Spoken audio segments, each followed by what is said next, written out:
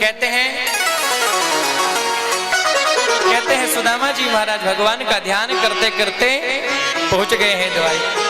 महाराज रास्ते में नदी आ गई और सोचने लगे मैं कैसे पार करूं। भगवान को याद किया, भगवान स्वयं नाविक बनकर के आए हैं और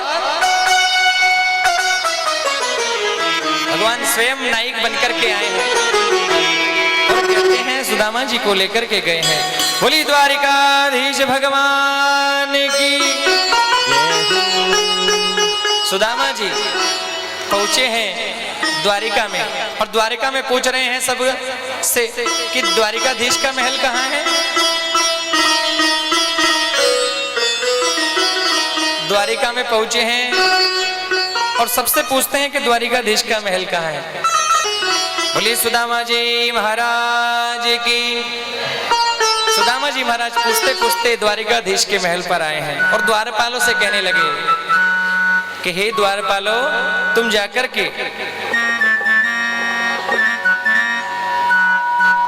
जाकर के जरा द्वारिकाधीश से कहो कि उनका मित्र आया है और नाम पूछे तो बता देना।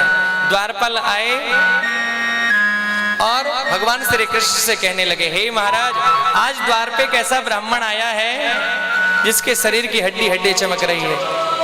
और कैसा है कि शीश पगान झगा तन पे और पाए उपान की नहीं ठामा।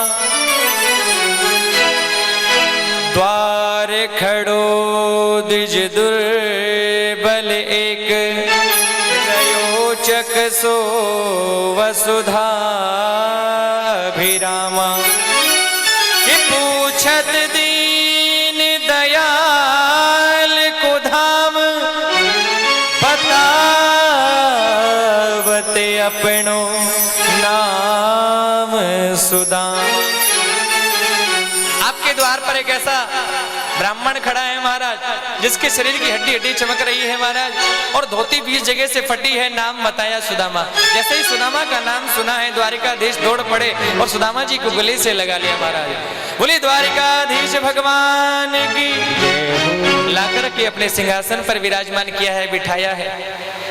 अब सभी सखिया सभी रानियां खड़ी हैं, देख रही हैं कि ये कौन है जिसके लिए भगवान दौड़े दौड़े चले गए, लाकर के सिंहासन पर बिठा दिया। ऐसा कौन ब्राह्मण है ये। भगवान श्री कृष्ण कहने लगे, देवी ये सुदामा जी है।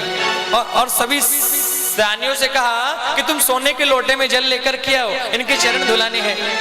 रानियां सोने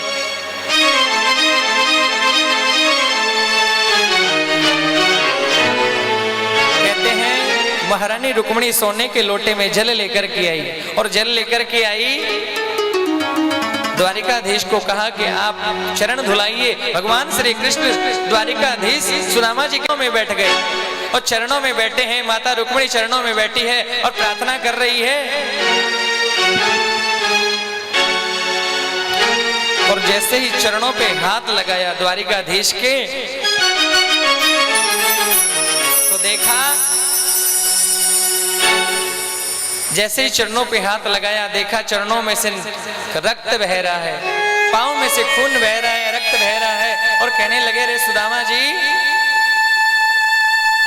तुमने आने में बड़ा कष्ट उठाया। और जैसे ही चरणों को देखा भगवान श्री कृष्ण की आंखों से आंसू आ गए, रोने लगे। कहते हैं कि देखे सुदामा की दीन दशा करुणा करके करुणा निधि रोए। पानी परात को हाथ छू नहीं, नैनन के जल सो पग धोए। महारानी रुक्मिणी सोने के लोटे में जल लेकर के आई। भगवान चरण धुलाने लगे। देखा पांव में से रक्त बह रहा है, कांटे लगे हैं। भगवान श्री कृष्ण की आंखों से जलधार बहने लगी, आंखों में आंसू आ गया और अपने आंखों के आंसू के जल से ही चरण धुला दिए महाराज। भगवान श्री कृष्ण ने चरण धुलाए हैं, आसन पर बिठाया। माता रुक्मिणी ने चरणों में प्रणाम किया है। सुदामा जी कहने लगे कन्हैया ये कौन है? तो बता दिया भैया ये तुम्हारी भाभी जी है। सुदामा जी ने आशीर्वाद दिया है देवी चिर सौभाग्यवती रहो, आशीर्वाद दे दिया। महारानी जामवती आ गई, आशीर्वाद दिया। बोले कौन है? बोले तुम्हारी भाभी जी है, चिर सौभाग्यवती रहो। आठों पटरानियां आ गई, महारानी जामवती आ गई, सत्यभामा आ गई, सभी आठों पटरानियां निकल गई। महाराज चिर सौभाग्यवती रहो, देवी चिर सौभाग्यवती रहो, देवी चिर सौभाग्यवती रहो।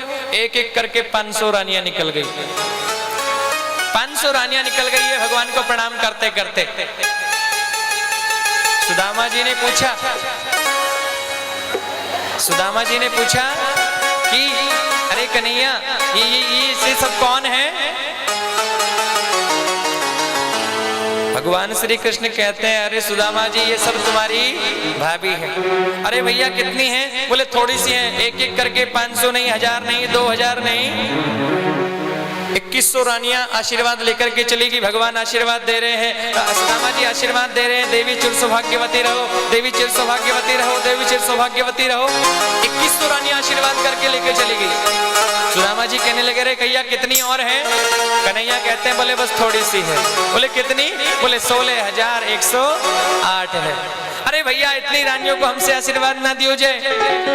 अरे एक काम कर, सबके बदले तू ही प्रणाम कर ले, मैं तो को ही आशीर्वाद दे दूंगा। कहते हैं भगवान ने सुदामा जी के चरणों में प्रणाम किया और सुदामा जी ने भगवान को ही आशीर्वाद दिया। सुखदेव जी कहते हैं देखो परीक्षित, ये है भारत के ऋषि की सामर्थ्य कि आज भगवान को भी आशीर्वाद प्रदान कर रहे हैं। भगवान के चरणों में प्रणाम किया, आशीर्वाद प्रदान किया है। 56 भोग बनकर के भोजन थाली में आया। सुदामा जी से कहने लगे अरे भोजन करो। सुदामा जी कहते हैं अरे लाला मैं 56 भोग ना खाऊं, एक रोटी सुबह पानी में डाल के खा लूं, शाम को मिल जाए तो खाऊं, नहीं तो ना खाऊं। 56 भोग मैं ना खाऊं लाला।